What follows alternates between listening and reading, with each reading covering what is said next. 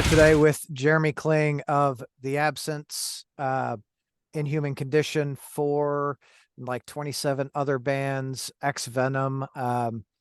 So Jeramie, I'm gonna start with saying thanks. I appreciate you taking time to come hang out with me and chat. I know you keep a super tight schedule, so Yeah, man. Thanks for having me. Heck yeah. hell yeah. So The Absence, you were just telling me you got something going on. Yeah. New record comes out in like 3 days from now. So I don't know when this is going up. Maybe today, maybe 2 years from now, and then still just look Well, retroactively dumb. So probably about 2 weeks. all right, cool. Well, the record has just come out. Wow.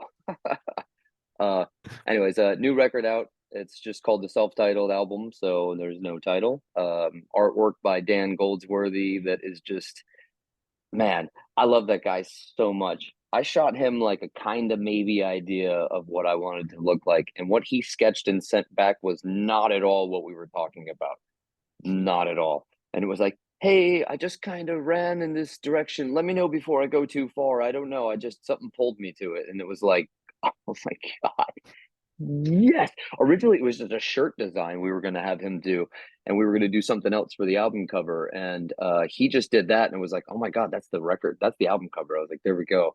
And then we just firmed it up from there. But working with that dude is such a pleasure, such a treat. I mean, he's like just a consummate professional, also has an incredibly stacked schedule. So it's like getting us all in is pretty, interesting, but Yeah. that was good. So that new record, I love it, man. I think it's great. It's my favorite thing that we've put out. I know that every band, whenever they got a new album coming out, they're like, this is my favorite stuff. But truly, of the new material that we've released, we've done now. This will be our third record with the we call it the Mark II lineup. Um, with that lineup, it's great, man. It's like my favorite. Absolutely.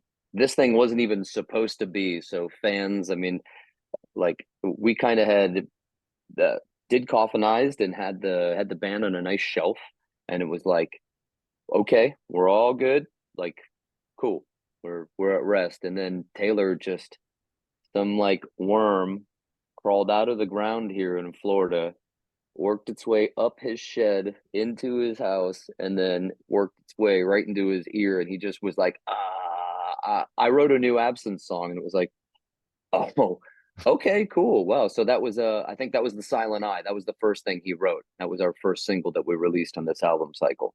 And Which is pretty damn good. thank you. That was like offering one that he like handed over, and we were like, whoa, are we doing what is this? Right? And then he's like, boom, two more songs, three more songs. He was just like started churning them out. And then within like I think like a week and a half, something small like that, all of the music was written as far as like arrangements and everything. And it Wow. was like so super inspiring to where I was like, I have to play drums on this immediately. Like I like stood up and was like, I have to play drums on this immediately, you know? So I just was like, Dun, okay, da-da. yeah, the rig's here. I'm like fired up. Let's do it. Let's go. And then bam, that was the most fun that I've had playing since Riders. It was like my headspace was in a similar zone that I was in when we were doing Riders. It was kind of like it's cool. It was real cool. It was all like, spontaneity and all that stuff that we give a shit about. Hell yeah. Like kind of like the flow of the circle, how it gets going. And it's like that's the creative fun part, right there. All the So rest of the stuff is and interesting. any plans for The Absence to hit the road? Now we kicked around the idea about doing a home show, maybe doing like a little three show, but I don't know. All of our schedules are so difficult. It's kind of like, I don't know. I mean, Yeah. that would be fun. Yeah. It's like next to everything else, it's also fun. So you're kind of like, no, maybe, but it's not a no. So that's that. But There's if that. schedules can align, Yeah. so hell yeah. I'm I talk about this a lot. I'm such a big Inhuman Condition fan. I've got Cool. Heck I've yeah. probably got I've got multiple copies of every fucking album you guys got and CD and Oh, vinyl, awesome. and like I love the shit out of it. And I know you guys Thank you. just toured with Vader and Origin. How Yeah. did how did that go? That tour was incredible, man. It was just incredible from start to finish. Like day one, so normally, like if you don't know, but like if you're a touring musician, it kind of gets to like day 3 to 5 when things start to like really feel like, okay, we got a game plan, we got a system every day for the load in, we got a this, we got a that, we got a, it kind of like seats in on like 3 to 5. This was day one. It was like everyone was pro. It was all pro. It all went up. It all was easy. It all worked. It was all good. And it did not let up from that. That day one was already like we were in it. Now, Inhuman had 2 shows on the 70,000 tons of metal. We had that first. So we had 2 days jump on like jamming, but I don't know, man. Day one was like so good. It was already just awesome. And then the crowd response was I don't know, man. It was like actually blew me away. Like I didn't expect the tour to do as well as it was, considering there were so many other tours out. Kind of like-minded stuff. There was so much other stuff happening, and it was just a surprise every night. Every night was a surprise. Like, Well, wow, like the whole okay, the whole great. bill is stacked, and I know, you guys have been, IC's really been pumping out music, right? You guys are what, three Mhm. three albums, so two full lengths and a Yeah, EP, right? 2.5. Yeah. Right. Um, and with I feel like with each album, right, there's more rumbling about the band, which is, of course, I'm, older, right? A little older, so we grew up Mm, with death and all that old shit, and yeah. this is right in that vein. So it's, for me, it's like comfortable and like, oh yeah, I can fucking dig this all the time. Fuck yeah, fuck yeah. Hell yeah. That was it. That was the reason why we wrote this band was to be that. So it was supposed to be that. The reason why we wrote the band is what I said, but I mean the reason why we wrote the music, which eventually made up the band, I guess is the right way to say it. But it was just a culmination of really just Taylor and I are like crazy people. We're just Yes. like crazy. We're crazy people, man. We just we love music. We love what we do, and we're students of it and fans of it. You know, I mean, I can show you my Deicide and Cannibal Corpse and Sepultura posters on my wall as well. Like Yeah. much like yourself, I can see Yeah. behind you. I see a set list. I see, you know, I Yeah. got Cannibal Corpse here. I got Battle Cross over here. oh awesome, Like, heck yeah, yeah. yeah, yeah, yeah. I got I took you around. It's same stuff, same stuff. Set list from Alice in Chains over there. One that like that was a cool story. My brother and I drove up. Taylor and I, we drove up to Atlanta from Tampa, which is where we're from, and drove up there. Watched Alice in Chains play. After the gig, I'm like, we're walking away, and I'm look on the ground, and I see an airplane, and I'm like, a little paper airplane. I'm like, that's weird. I don't know why I picked it up. I picked it up. The sound guy must have made an airplane, took the set list, and just whipped it, chucked it out into the public, and No it one must have grabbed just it. no one grabbed it. It was just sitting on the ground, and I happened to just go like, what an airplane, right? So I'm like, this is weird enough. So I picked it up, and then I'm like, oh my god, it's a set list, dude. It gave me like that feeling, that same feeling you got when you were like 16 and you caught A Horde's pick or drumstick. Yeah, yeah. yeah, yeah. You're like, oh my god, I got Paul Mazurkowitz drumstick. I got one of those from like some show I saw him in, and I had a Steve one because I went and seen Deicide in '97 in Tampa here, and I'm like, oh, cool shit like that. That's music. So we're like students of all of that. Right. So especially obviously the Tampa death metal scene. It's fucking inescapable when you live here. But Yeah. Well, I feel like anytime you guys don't have anything going on, there's a new project coming out, like yeah, you yeah, got so many projects. yeah.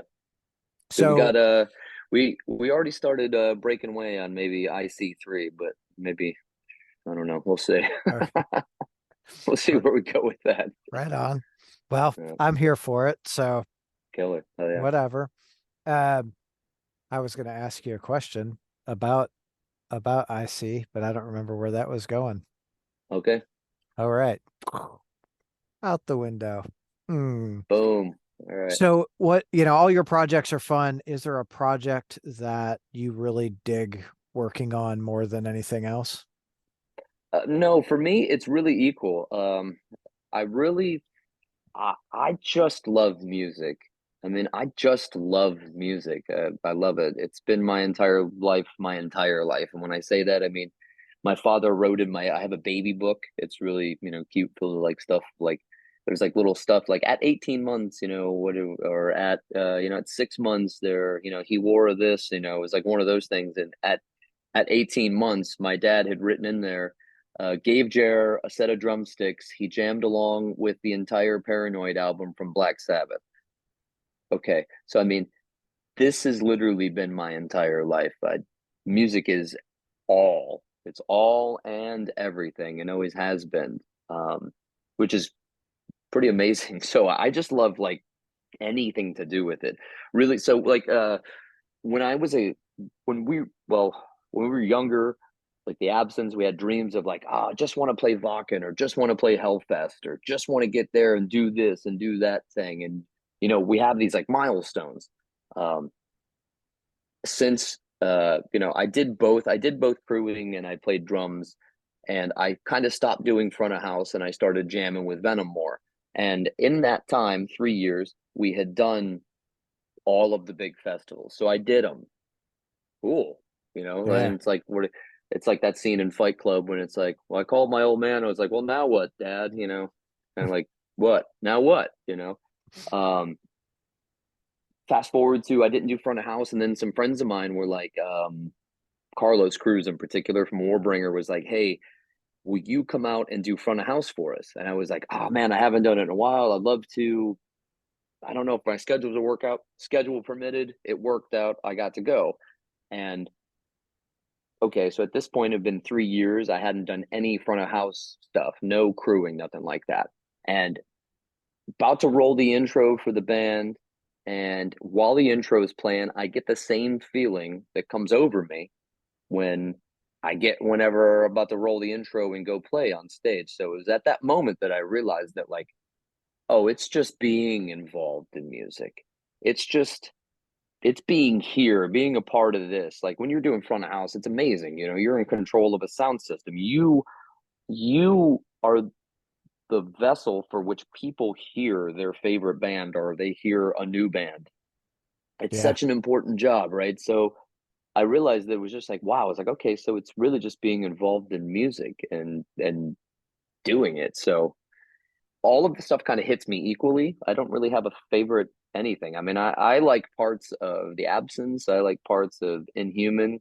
It's fun to do all of it because music is cool, and then like it's especially cool to do these side projects because you get to get out these little things that are like, I could have never made The Absence. Let's just say I could have never made The Absence be a skate pop punk band. Could have never did that. Right. I could have, but it would have been some swan dive. I would have alienated these people. These people would have hated these people. There would have been some struggle forever. Like no one would have been friends. And it's like, or I can just make a new band, and whip it out. And if people listen to it, cool. If not, then also cool. It's not for them. It's really for me and my brother. It's really Right. just, it's for me. It's like a creative release because I want to hear or I want to do. And I just happen to get to share it with people, which that's pretty cool too. That's a totally Yeah. different thing. But Hell the yeah. fact that people listen is awesome. It's like, fuck yeah. All right, cool. Well, Sick. that's, growing up, you're always like, I want to be in a band. I want people to listen to my band. And now you're in that position, right? Where you're Mm, out there, you're doing all the things, right? And like shit, I feel like you've hit almost every position on a tour at this point. I think the only thing I mm-hmm, haven't seen you do is play guitar or bass, mm, on yeah. stage. Like Yep. what? Certainly could though, but we'll see. I'm sure it'll happen because I don't know, why not? I live a why not. I'm like, well, that sounds like fun, or that sounds like a challenge. Like, I mean, I'm putting in shakers today in this one song, and I need to particularly get the egg shaker to go in the right tempo. I mean, it took me like a while to understand the physicality and the movement of it, and it's like not easy, but that pushes you to do something, and that's kind of cool because I've never done that. So why not? Let's see. Let's Hell see if I yeah. like that, or let's see how that goes because that's cool. Why not? Why It's not? musical. Yeah. Yeah, for sure. Um, so you were a part of the most recent Deicide album, right? Did you produce? Well, officially in the paperwork, no, it doesn't say that. But I did a fair amount of production within that engineering for sure. So I engineered the entire new record.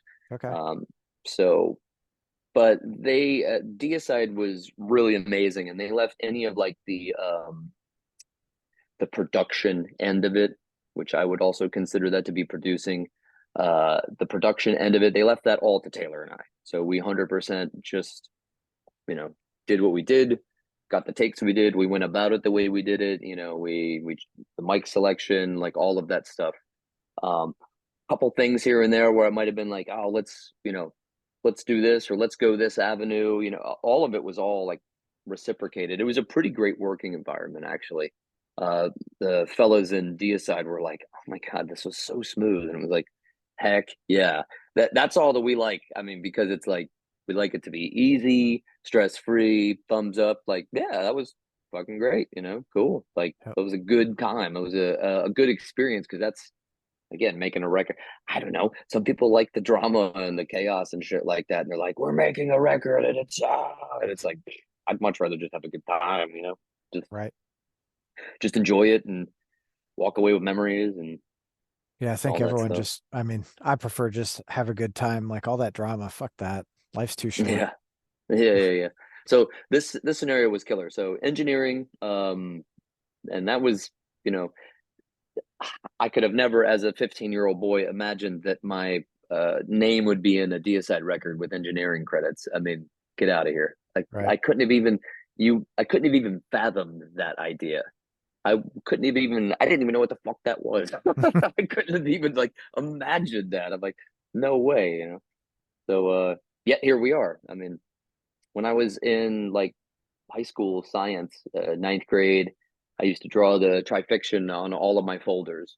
Always, like it was just such an easy design to draw, and like I'm not necessarily like the best artist, in when it comes to illustrations. Um, but I could draw that, man. I could draw the shit out of that. And I fucking love drawing that. That was on everything. So it's a bit of sigil magic, which is kind of like what happened with that Slipknot thing. So what I was doing was the reason why I posted that was sigil magic. I wanted to bring it to me. So if you actually broke down what I wrote, it said drumming is a matter of timing, which I had just quit Venom. So drumming is a oh shoot, sorry, I pushed the wrong button here. I hope did you lose me at all? Nah, No. like you blinked for a Okay. second, but you're good. Okay. Drumming is a matter of timing.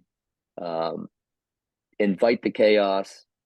Bring it to you. Invite the chaos. That's what I wrote. Right. Cool. It was up for like 5 minutes, and my buddy Dirk from Megadeth gave me a call and was like, "Dude, congrats!" And I'm like, "No, that's not what that was." I'm like, "Oh no, no, no! It was just meant to be like a sigil magic. Like, bring it to you. Like, put it out there that hey, I want to dance. Like, give me a shot at give me a shot at the title, champ.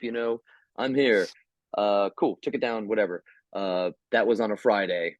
Monday morning, I was already back home from I was Megadeth, but Mexico. I was down in Mexico. I was back home Monday morning. My wife and I went to some county building, and I get a message and was like, "Have you seen this?" Right, and then I open it up, and it's that video that Tank had made saying that he was pretty certain that I was the drummer.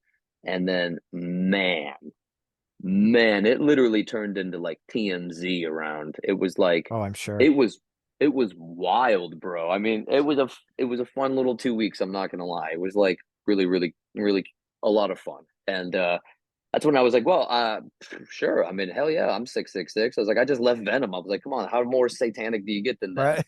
And then I had gotten a drum. I had gotten a 7x13 from my drum company. I was like, I'm gonna have a Joey Jordison size snare drum. So I made that extra post saying like, there you go. I'm 666. Let's go. I'm game. And then boy, because that got news, Corey got upset and then like made a public post, and I'm like, damn, dude. I was like, Corey Taylor just like fired me from a band that I was Uh, never even in. I'm like, publicly, I was like, damn, fucking damn.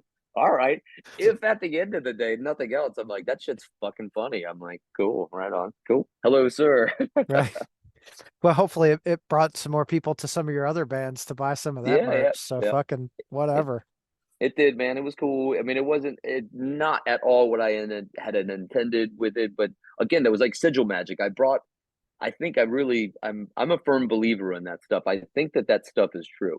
Um, that's what I say about deicide. I mean, I'm fairly certain that it was brought to me because of, I you draw something, you give it material, you rub a materialized thing, a version of it, and you like think about it. You put your time and energy into it, and it comes to you. I mean, I'm living proof. I'm fucking living hard work too. I mean, I'm crazy, and I always say all the time that like my energy level and my thought process about everything is broken in the on position. It's not broken in the off position to where I can't get motivated. Like I can't not be motivated. I'm like I just can't not be motivated. It's not who I am in my core. So I don't know. No, How it's do I do it all? I'm wired this way. I'm just fucking wired this way. just nonstop, right? Like Mm-mm. you're always Yeah. going. So Yeah. I wouldn't even know what it would be like to just be in one band and not like do anything. I wouldn't. I'd go like crazy. this is kind of boring. Come on, guys. We Mm. gotta let's do something. Yeah, I would probably always do something, just because I can't sit there. I can't sit still. So, So with Deicide's getting going on tour, are you doing front of house for that? oh yeah, yep, All right. yep. So everything that they have coming up, I'll be at doing. So up next we have the Philly Fest, and then we have the Decibel Philly Fest, and then we have the Milwaukee Metal Fest, and then Europe, but that's in July. Yeah. So in between there, no home. So I'm saying we're already kind of writing stuff. So Well, you guys will be in my neck of the woods, May 19th, uh-huh. Okay, gotcha. playing I think you're playing headliners. Yeah, we got the couple shows on the way back, right? Yeah, yeah, yeah. Yeah. Or maybe on the way there or something like that. Yeah, that'll be fun. Headliner's a cool little place. They've kind of changed the back of house a little bit, but it's always a good time. I mean, I think Cool. Deicide's been there, I don't know, a dozen times or something. So, Yeah, yeah, yeah. you know how it goes.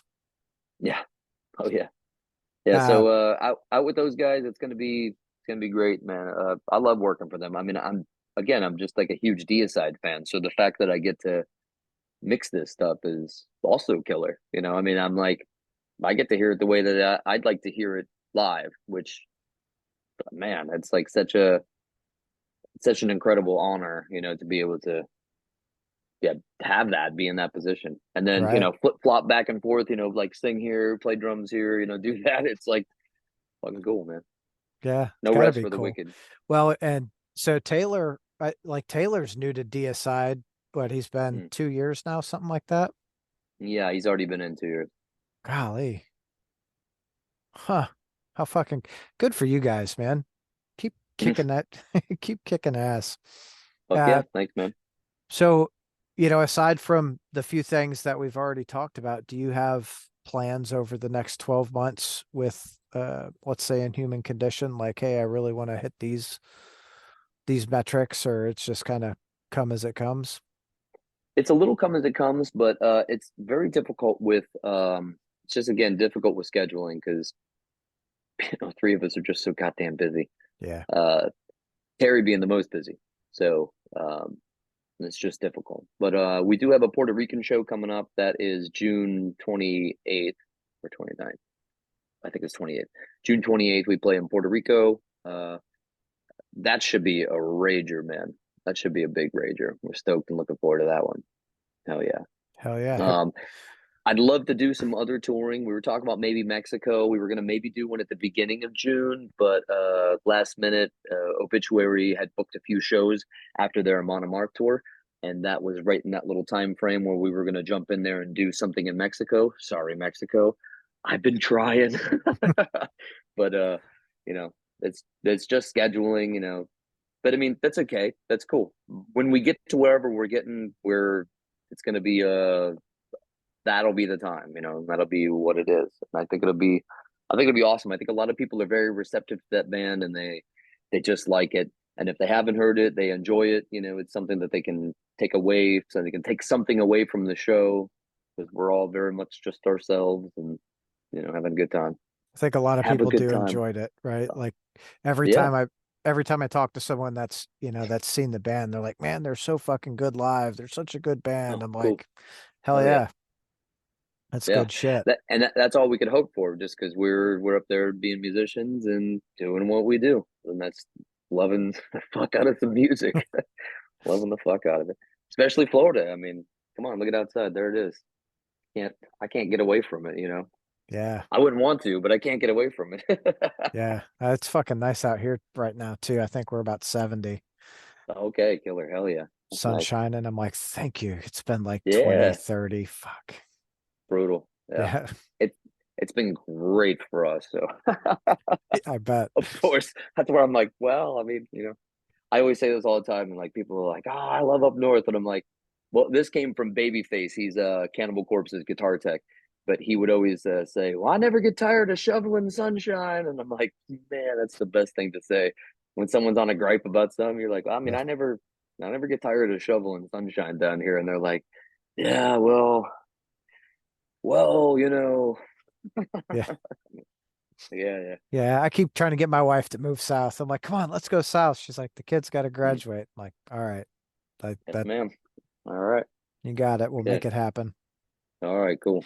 So with on the engineering side and doing front of house, where did that all start and where did that come from? I started doing monitors, and then I was doing front of house locally. Um, and I got asked to do front of house on tour, and I had like minimal experience, and I understand the concept of it. And I had at that point already owned a studio and worked exclusively in a studio for, I think it was like 6 years at the time, maybe 7 years. So I applied all of my studio learnings and learn. It's just a system, and then you just have to learn and understand the comprehension of signal flow. And so once you understand that, then you can, then you can mix. Now there's like do's and don'ts, which you learn those by, working, asking questions. And then so I just started doing monitors, and then I did front of house, and then I was just like hooked. I'm like, wow, I love this. This is killer. I mean, I did drum teching for years. I drum tech for about 3 years, maybe 4 years, and then that eventually led me into doing monitors. So, because there was like a need for someone to do monitors and my drum teching job, so it kind of like really was like, "Hey, do you want a couple? You want an extra, X a night?" And it's like, "Yeah, I'm here. My That's may as well learn, and yeah, and like might as well do that." So, then there you go. It just goes all from right. there, and you gain experience, and then there you go. I just started doing front house. And kind of like I remember like Nick Barker used to do crewing and stuff like that. He would like show up on tours and it was like, oh my God, holy shit. What's he doing? Front of house? Or he used to like drive for bands, and it was kind of cool. Like there's some of those guys who are out there doing that, but not many, really. Not many. Yeah. But When you got a passion for it, it's like it's almost like it just doesn't stop. You've got to mm, always be doing something. for me that's the way it is. Um, you know, I mean this is how I've supported all my children. It's music, and I didn't do that by just writing one record and or two records, and just only accepting what that brought to me. Because some do that and they expect that the one, I mean, it might not happen the way that you're hoping it. This game doesn't work the way that you kind of hope it does. It just works the way it works. So for me, I needed to. It was a born necessity, and we all have to work. So I just dug my head in the studio then. And then if I didn't have anything here, then if I didn't have anything in the studio and a tour came up, I took that. And then if I took that, then I came home and I buried myself in the studio again and just worked and worked and consecutively, consistently worked. And, I mean, maybe it looks easy because we did that one a day and we like could like pump out a song in one day and do all that stuff. But that was like almost 2 decades leading up to that of like uh work, Work. skill set, the ability, knowing your musicianship, knowing your level, knowing what you're capable of, and kind of all kind of jutted in that direction. Well, that's, it goes back to what you were saying earlier about you give it the energy and the time, and Hmm. you go at it, and eventually it turns into something. It'll almost always turn into something as long as you don't stop, you know? We got to say we hope. So That's that's fair. It might not turn into what you want it to, but it'll turn into something. no, it'll turn into something because right now, let me tell you, life is more than great. Life is more than great. And it's like here's the level, the bar of great. I mean, it's like you can't even see it. It's out of the frame. It's past that. So it, but it's nothing like what I dreamt it was going to be. None of it. I mean, it had like a similar shape, like the bones were there, but like the rest of it is like something so totally different, which is cool. And if you can't get on with that, then maybe that irks the shit out of you, and then maybe that causes you to get disenfranchised or whatever. But for me, I'm like, well, I mean, my children have to eat, and show me the way to the next rock, whatever it is. Right. What's next? What's next? Yeah. Well, and it helps that that you really enjoy just being around it too, right? Like Hmm. Yeah, that's, I think there's yeah, yeah, yeah, a lot of people out there that they always want to do something and they don't really know where to start or how to get there. And they let yeah, that uh, be the deterrent, well, I don't know. I'll just go and, yeah, yeah.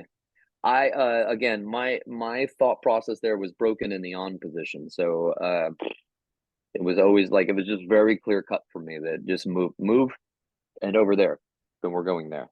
Like okay, like I said, when Taylor played that new Absence record, when he played like just a couple songs, I'm like, I have to. I literally was like, okay, I have to fucking record these drums immediately. I was like, oh my god, my mind was like all lit up, and I'm like, okay, did I have the time to do that then? No. Was it right in between a shitload of other tours that I did like 2 summers ago in Europe? What? Because last year I toured 7 months out of the year. The year before that I toured 7 months out of the year. So I had like finite amount. I had like a week and a half, and I'm like, I played the drums in 8 hours. I wrote the entire record in 8 hours. I was done. I had it recorded. I was done. I was like, boom! It like boom came out of me. Done. And I'm like, Jesus. I need a cigarette. But it was cool, because it was like it was that. It's that like it's all of that. And if I so I just like feed into that, and I have the ability to feed into that because that's how I have everything set up. And that took me many years of delivering pizza. No one sees that, like I have the shady side, the stuff that I did with well, really realistically, that was just pre the awareness that we have with Facebook. So that portion of my life was just happened to me, but I probably would have posted like pizza oven, pictures and shit Yeah. like that, because I had to work in and out of those joints ever since I was 20. So I mean, I worked pizza jobs for till like 26, something like that. Well, really from like 18 until like 26. So I mean, I had a like I made my wife garlic knots, homemade last night. She's like, I didn't know you could do this, and I'm like, years of training, Miyagi. Apparently there's a lot. Years of training. Yeah, there's a lot that goes into being a musician, and making pizzas has got to be part of that, right? Oh, it was hell yeah. That old joke of how do you get a musician off your front porch? Pay him for the pizza. Yeah. Yeah, Yeah, yeah, yeah. for sure. Bummer. But I mean, but it's kind of like true because like those jobs would allow you to like come and go, or you could like it was a little bit more of a transient position, and if you were a good pizza maker, whatever, then you could have a go, you could have a job. I worked at one place for like 3 years. I mean, I just worked there making pizza, Hell part of yeah. it. And but everything that I built has now set me up like everything that I built has got me to this point to where now if I have now I can just play music and I can create and I can do that stuff. But that's like years of progress. We're seeing like level how old am I? 41. We're seeing level 41 right now. So yeah. I I like give that that you had analogy to my kids all the time. I'm like, I'm giving you information. You have an item box, but until you're like level 25, you can't you're just gonna have that item in your item box, but it won't illuminate for you to use until that point. But once it does illuminate, you'll be like, oh man, thank fuck for that knowledge, awesome. So So are you a gamer too? like lightly, Okay. I am. I wouldn't consider myself like I wouldn't consider myself like a gamer per se, but I definitely get down on some longer sagas. And uh, for me, it was like Final Fantasy VII, Final Fantasy IX. Like I'm actually playing Final Fantasy IX right now, and just so I'll like get into stuff like that. I mean, I play some modern stuff as well. Like my son and I were played that what the hell's that new one? Thor Ragnarok. What's that? I can't remember. I'm No. drawing a blank. Yeah, we just ripped on that and it was like killer, just awesome. I like Diablo, but I'm not like a get the new thing, gotta play it. Like I'm not a gamer like that. I don't have enough time to be so super dedicated Right. like that. But Yeah. I guess I do. I like some video games for sure. Diablo was I love the shit out of Diablo, and it's, Awesome. Hell dude, yeah. Taylor and I played the crap out of two, and we played the crap out of three. Oh man, great game. I've, Great game. I found a copy of one for for PlayStation 1 Uh-huh, at cool. some store, so I bought it, and I was like, shit, I need a system to find it. So I had to go hunt to find a system so I could actually Uh-huh. play it. Yeah. Not played it Awesome. now for 6 or 7 years, but now I'm like, shit, maybe I need to break that out and like just play for an hour or something.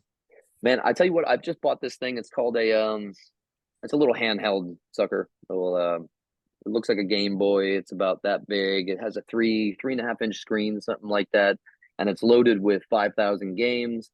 And it's an emulator, it's a ROM emulator thing. So it does PlayStation One, Genesis, pretty much everything, and then you can dump your own stuff in it. So that's why I actually on this last tour I bought one of those and I downloaded Final Fantasy IX and I started playing it in my bunk. It was great, just great. And then you can also connect it HDMI to your TV and play it full screen on your TV. So Oh shit, that's get one cool. of those, $65. You're done. You're portable, and then you can have Diablo 1 if it's PlayStation. There you go. You can download it for that. You know. That's cool. Thanks for the tip. I'll have to look into Yeah. that. Yeah. You're welcome.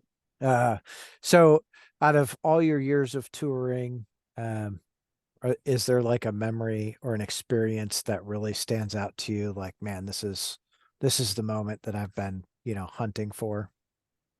I had a few of those happen to me. I had a few of those happen, really like pinnacle moments. Like I got the jam Dead Embryonic Cells with Sepultura on stage at Soundcheck.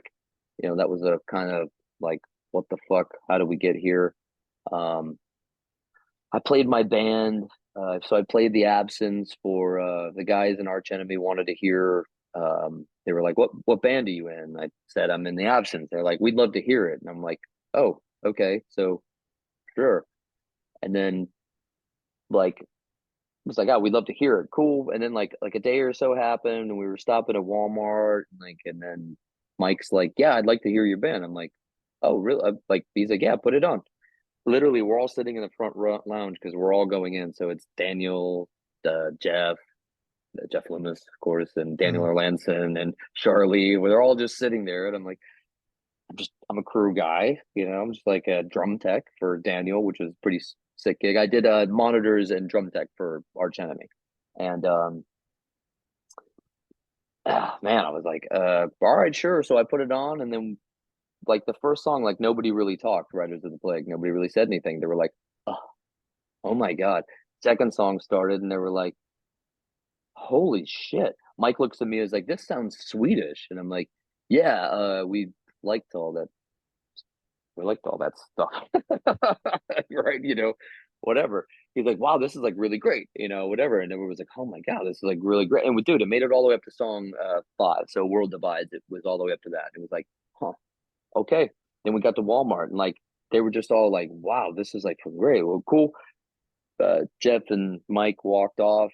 They went towards Walmart and I took a diagonal approach. And by the time they did like a right angle and I did a diagonal, we both met at the front door. And Jeff was like, out. Mike and I were just talking. We didn't realize that your band was so amazing. Like, I mean, like, not for like nothing. Like, the band is actually amazing. Like, those songs were fucking killer. I'm like, whoa, Wow. okay. It was one of those moments.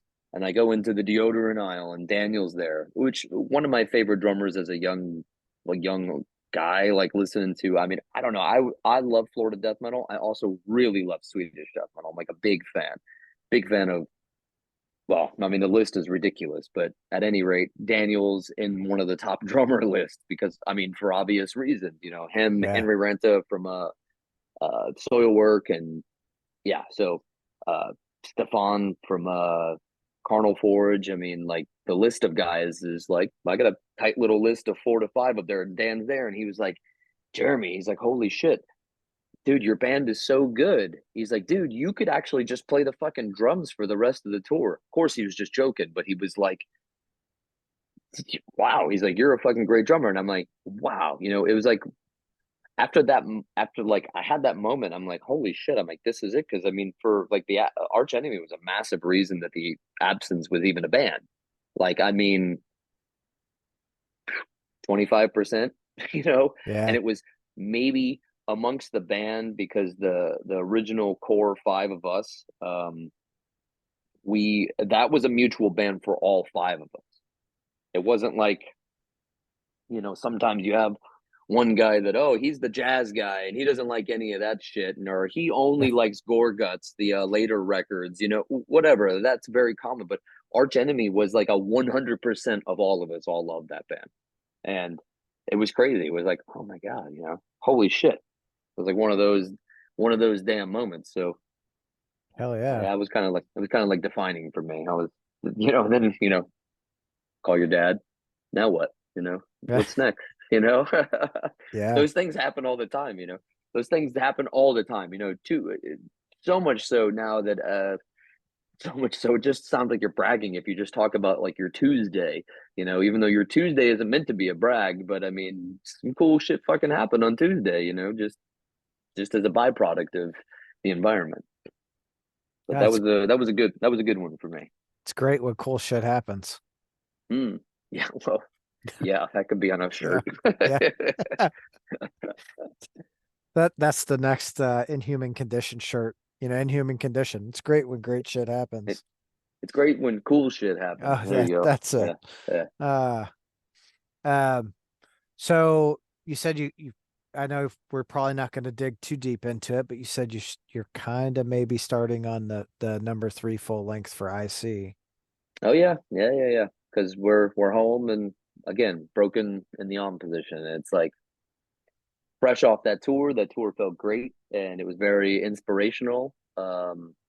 Inspirational on many different fields and fronts, and so it's kind of we were kind of just like, maybe we should jam on that. It was like, yes, like okay, perfect. And then it's just kind of like, you know, we're crazy. My brother's in the middle of mixing a record for a band from Chicago, so he's currently mixing that slash writing slash rehearsing for Deicide slash, crazy. It's like I feel like you guys don't ever sleep, it's you just No, go. yeah, no, not much, not much. He actually doesn't get too good of sleep, but it's neither here nor there. Yeah. That, that's hilarious. All right. Well, Jeremy, I know you've got to go and get back to recording and take care of some Mm-hmm. stuff for the album coming out. So I don't Yep. want to keep you a whole lot. I greatly appreciate you hanging out and chatting. It's always good seeing you. I guess I'll catch you when you guys are in Louisville in May. Cool. Good to see you, brother. All right. Thanks for having me. Looking forward to seeing you up there in Louisville. I know it's not Look, that. Get out of here. oh, dude, li- literally, when you get here, just call it Louisville, and everyone will be like, "What the fuck?" Oh.